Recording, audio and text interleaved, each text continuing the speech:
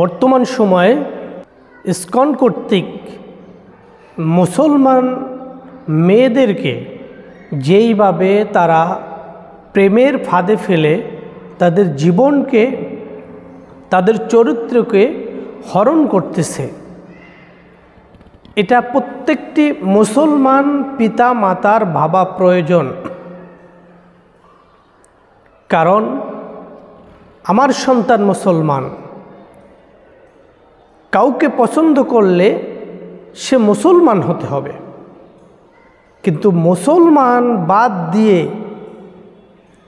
তার মানে এটা নয় যে পছন্দ করা জায়েজ, প্রেম করা জায়েজ, এটা নয়।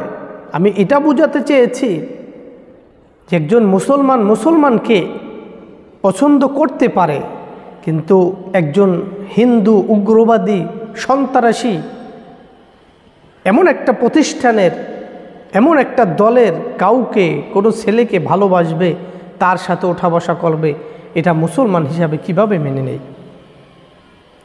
প্রত্যেকটি মা বাবার কর্তব্য, প্রত্যেকটি মা বাবার উচিত আপনার আমার সন্তান কোথায় যায়, কি করে, কার সাথে মিলে, এ সমস্ত খোঁজ খবর রাখা।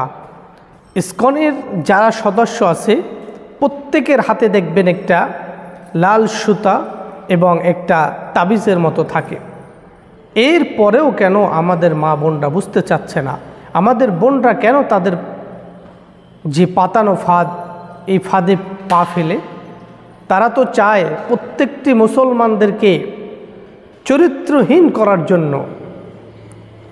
এই জন্য সতর্ক থাকতে হবে, আমাদের বোনদেরকেও সতর্ক থাকতে হবে। ও বোন, চিন্তা করো, সে তোমার কখনো ভালো কামনা করবে না, ভালো চাবে না, সে নিশ্চয়ই তোমার কোনো ক্ষতি করবে, তুমি বুঝতেছো না।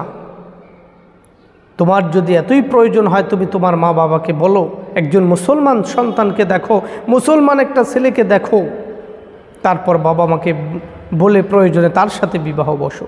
কিন্তু ইসকনের কোনো সদস্য, কোনো ছেলের সাথে তোমরা ওঠা বসা করো না, তোমাদের জীবনকে তছনছ করে ফেলবে, তোমাদের জীবনকে ধ্বংস করে তারা চলে যাবে। এই জন্য আমাদের বোনদেরকেও যেভাবে সতর্ক হওয়া প্রয়োজন, তার চেয়ে বেশি প্রয়োজন আমাদের মা বাবার।